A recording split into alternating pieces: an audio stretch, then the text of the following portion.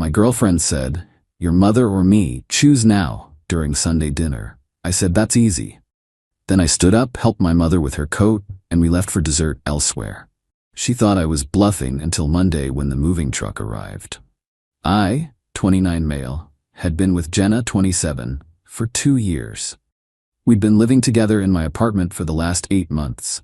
Everything seemed fine until she started making comments about my mom, Carol, 58. For context, my dad passed away 3 years ago. Mom lives alone about 20 minutes away. We have Sunday dinner together twice a month, just her and me, sometimes my sister when she's in town. It's literally 4 hours a month. That's it. Jenna knew this when we started dating. She even came to a few dinners early on, said she loved how close we were as a family. That changed about 6 months ago. It started small. "Do we really need to go every other Sunday?" Then, "Your mom's kind of needy, don't you think?" Then, "It's weird how much you prioritize her." I explained that mom wasn't needy. She had her own life, friends, book club, volunteer work. These dinners were just our tradition. Jenna seemed to accept it. Last Sunday was mom's birthday. I'd made reservations at her favorite Italian place. Jenna knew about this for weeks. Morning of, she announces she's coming too. Cool, no problem. We're halfway through our appetizers when Jenna starts. "Carol, don't you think it's time to let go a little?" He's almost 30. Mom, confused. "Let go of what, dear? This whole Sunday dinner thing. It's kind of much." I tried to redirect the conversation, but Jenna was on a mission. "I mean, healthy boundaries are important. You can't expect him to prioritize you forever." Mom set down her fork. "I don't expect anything. These dinners are as much for him as they are for me." "Sure they are," Jenna said, rolling her eyes. That's when she turned to me and dropped the bomb. "Your mother or me? Choose. Now." The entire restaurant seemed to go quiet. The couple at the next table was straight up staring. I looked at her for maybe 3 seconds. "That's easy." I stood up, walked around to Mom's chair, and helped her with her coat. "Wait, what?" Jenna's voice went up 3 octaves. "You asked me to choose. I chose. Mom, there's a great gelato place down the street." Jenna started crying. "You're not serious. You're not actually leaving." Checks on the table. I already paid when I went to the bathroom earlier, figured something might happen tonight. "You prepaid? You knew I was going to." "No, I thought you might behave yourself for once. But I like to be prepared." Mom and I left. Behind us, Jenna was shrieking about manipulation and emotional incest and how I'd regret this. The last thing I heard was her telling the waiter we weren't done with our meal yet. Got home at 10 p.m. to 63 missed calls and so many texts, my phone crashed twice. Small sample, that was a cute stunt. "When are you coming back?" "Your mom probably loved that performance. I'm throwing your PlayStation in the dumpster. Baby, please let's talk." "You're seriously doing this over one comment?" "Check your priorities. Your mom won't satisfy you in bed." "That was disgusting. Do you want to sleep with your mother?" "I'm sorry, okay? Come home. If you're not back by midnight, I'm calling the cops." I texted back once. "Moving truck will be there at 9 a.m. Monday. Please don't be home." She thought I was bluffing. Update 1. Monday morning came. My buddy Dimitri owns a moving company, gave me the friend rate. I took a personal day from work. Showed up at 8:45 a.m. with 3 movers and boxes. Jenna was there. Of course she was, wearing my college hoodie and crying. "Baby, you're not thinking clearly. One fight doesn't mean we break up. You gave me an ultimatum between you and my mother, at her birthday dinner. That's not one fight." I was making a point. "Point received. Now please move. I need to get to my dresser." She tried to block the movers. "This is my home too. Your name's not on the lease. You've been living here as my guest. Legally, you have no claim here." That's when she called in reinforcements. Her mom, Patricia, showed up within 20 minutes. Must have been speed racing from across town. Patricia walked in like she owned the place. "What is this nonsense? You don't break up over a miscommunication." It wasn't a miscommunication. Jenna told me to choose between her and my mother. All women say things like that. It's testing boundaries. You failed the test. No, I passed. I don't do tests. I don't do ultimatums. And I definitely don't let anyone disrespect my mother at her birthday dinner. Patricia tried a different angle. "Jenna loves you. She's been planning your future together." "Yeah, a future where I abandon my family.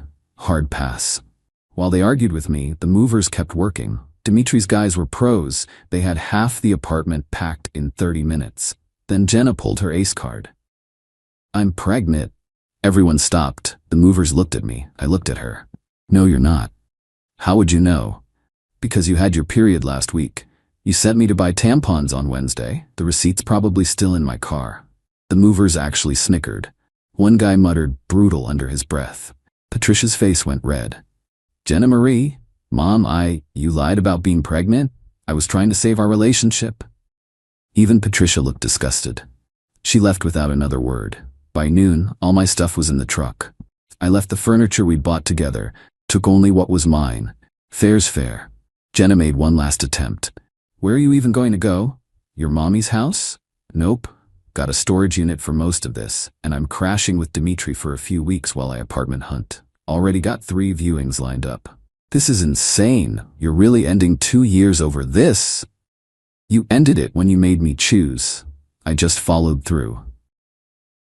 As we drove away, she was standing in the doorway, still wearing my hoodie, looking absolutely shook that I actually went through with it. Update 2: Tuesday through Thursday was relatively quiet. Jenna kept texting, cycling between apologizing, insulting me, begging, and threatening. I didn't respond to any of it. Friday afternoon, she showed up at my workplace. I'm an accountant at a mid-size firm. Pretty drama-free environment usually. Not that day. Reception called up, "There's a Jenna here? Says it's an emergency?" I came down to find her in the lobby with a box of everything I'd ever given her, which she proceeded to dump on the floor. Every movie ticket, every love note, every stupid gift. She was pulling stuff out dramatically. "This teddy bear from the fair, these earrings you got me for Christmas." My coworkers were gathering. Janet from HR looked concerned. "Jenna, you need to leave. Not until you admit what you're doing is insane." "Security's on their way. You'd call security on me? After everything? After you showed up at my job to throw a tantrum? Yes." She grabbed the teddy bear and ripped its head off. Cotton stuffing went everywhere. "That's what you did to my heart." Security arrived. 2 guys who looked like they were trying not to laugh. "Ma'am, we need you to leave. This is a private conversation with my boyfriend." I corrected. She threw the headless bear at me. Security escorted her out while she screamed about true love and maternal fixation. Janet pulled me aside after. "You okay? That was intense." "Yeah, I'm good. Sorry about the mess." "Don't worry about it, but maybe consider a restraining order?" I thought about it. Decided to wait and see if she'd calm down. Narrator. She did not calm down. Update 3: Saturday morning. I'm at Dimitri's place, making breakfast. His phone rings. It's his girlfriend. "Why is some girl named Jenna messaging me on Instagram saying you're harboring a domestic abuser?" "Yeah." She found Dimitri through my social media, then found his girlfriend, and sent her a whole essay about how I was psychologically abusive and Dimitri was enabling me. Dimitri's girlfriend Keiko knew the whole story, thought it was hilarious. She responded to Jenna with clown emojis. Jenna blocked her. But Jenna wasn't done with the parent strategy. Sunday, Mom calls me. "Honey, Patricia is here." I drove over immediately. Found Patricia in Mom's living room, drinking tea, explaining how I was having a crisis and needed intervention. "He's clearly unable to form healthy adult relationships," Patricia was saying when I walked in. "His attachment to you is preventing him from committing to Jenna." Mom was sitting there, politely nodding, letting Patricia talk. "Are you done?" Mom asked Patricia when she finally paused for breath. "I'm trying to help." "No, you're trying to manipulate me into forcing my son back into a relationship with your daughter. Let me be very clear. Any woman who makes my son choose between us isn't worthy of him. I raised him to have standards. Apparently he's using them." Patricia spluttered. "Jenna made one mistake." "It wasn't a mistake," I said. "It was a calculated ultimatum that backfired." "She didn't mean it." Mom stood up. "Then she shouldn't have said it. At my birthday dinner. In public. Now I think it's time for you to leave." Patricia tried one more angle. "This will destroy Jenna. She loves him." "No," Mom said quietly. "She loves controlling him. There's a difference." Patricia left, but not before telling me I was ruining the best thing that ever happened to me. That night, Jenna posted on social media about how some men never grow up, always choosing mommy over real love. She tagged me. I didn't respond. but my sister did. Weird way to admit you tried to isolate someone from their family, but okay. Jenna's friends piled on my sister's friends piled on them. It turned into a whole thing. I just muted the notifications and went apartment hunting. Update 4. Found an apartment. Nice 1-bedroom, actually closer to work. Lease signed Tuesday, moving in Saturday. Wednesday, Jenna texts from a new number. Heard you got a place. That was fast. Already had it lined up? I didn't respond. Thursday, I drive by sometimes. Your car's never at Dimitri's at night. Who is she? Still didn't respond. Friday, I know you're seeing someone. Just admit it.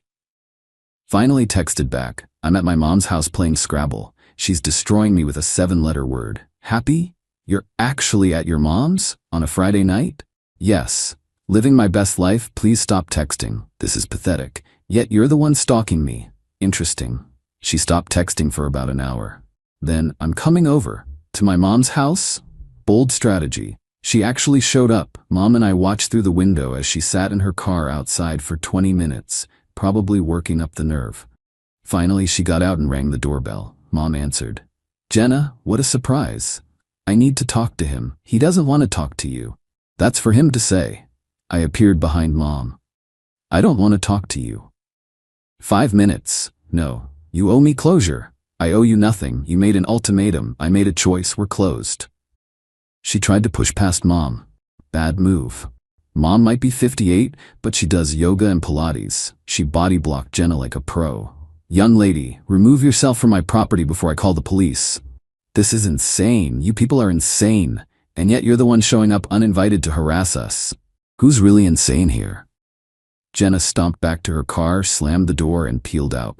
Mom and I went back to Scrabble. She played Quincy on a triple word score. 401 points. Good riddance to that one, she said, marking her score. Final update. Moving day for the new apartment. Dimitri and his crew helping again. We're loading the truck when Jenna appears with 2 suitcases. I'm moving in with you. Everyone stopped. Dimitri actually laughed out loud. No, you're not. You can't just abandon me. I gave you 2 years of my life. And I gave you the same 2 years. We're even. I turned down other guys for you. Congratulations on being in a monogamous relationship? She set the suitcases down like she was claiming territory. I'm not leaving. Cool, Dimitri, call the cops, please. You wouldn't. Dimitri was already dialing. Jenna panicked. Wait, I'll tell everyone about your thing. What thing? I genuinely don't. That you cry during Pixar movies. Dimitri's crew burst out laughing. One guy said, bro, everyone cries during Yupa. She was spiraling. Fine. I'll tell everyone you lasted 2 minutes our first time. It was my first time ever. What's your excuse for the other times? The movers were dying. Even Dimitri was wheezing. You're humiliating me. You're humiliating yourself. I'm just moving furniture. The cops arrived. Same 2 officers, amazingly. Domestic dispute? The older one asked, already looking tired. She's trying to move into my new apartment against my will. He's abandoning me. Jenna wailed. The cop looked at me. Is this your girlfriend? Ex-girlfriend. We broke up 2 weeks ago. 2 weeks and she's trying to move in with you? She's dedicated, I said. The cop turned to Jenna. Ma'am, you can't force someone to live with you. But I love him. That's not how that works. They made her leave. She took her suitcases, crying about wasted time and lost love. The younger cop waited until she drove off, then said, dude, good call on breaking up. The move went smoothly after that. Got everything into the new place, ordered pizza for the crew, and spent my first night in peaceful silence. Life's good. The new apartment is perfect. Work's been understanding about the whole lobby incident. Mom and I still have our dinners, now with the added entertainment of recounting this whole saga. Heard through mutual friends that Jenna's been telling everyone I'm in an emotionally incestuous relationship with my mother. Also heard she's already dating someone new. A guy from her gym who apparently doesn't talk to his family at all. Perfect match.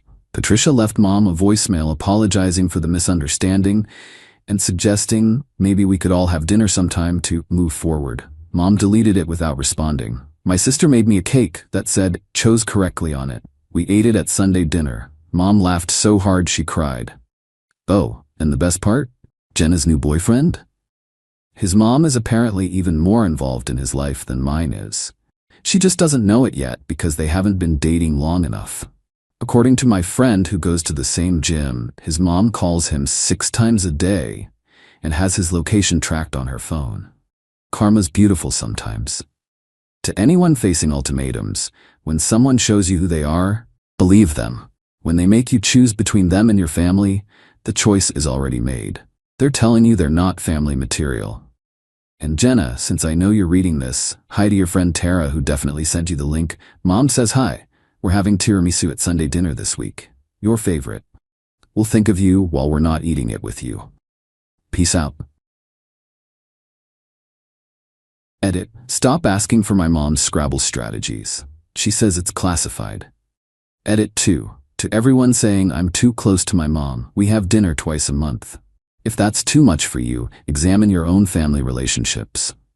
Edit 3. Jenna made a TikTok about toxic mama's boys. It has 12 views. One comment says, sounds like you're the toxic one, sis. Even the algorithm said nope.